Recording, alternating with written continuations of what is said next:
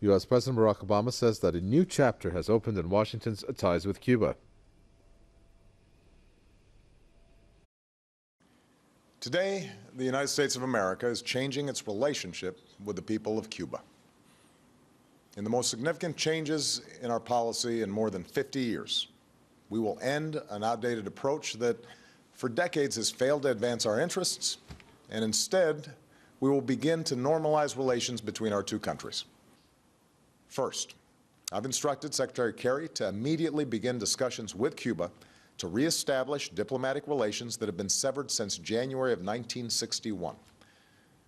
Going forward, the United States will reestablish an embassy in Havana. Second, I've instructed Secretary Kerry to review Cuba's designation as a state sponsor of terrorism. This review will be guided by the facts and the law. Third, we are taking steps to increase travel, commerce, and the flow of information to and from Cuba. This is fundamentally about freedom. Obama also said that he wanted to have a serious debate with Congress about the prospects of lifting a half-a-century trade embargo on Havana. The U.S. President also announced that Washington will facilitate and authorize transactions between the two countries and that exports to Cuba will be easier for American businessmen.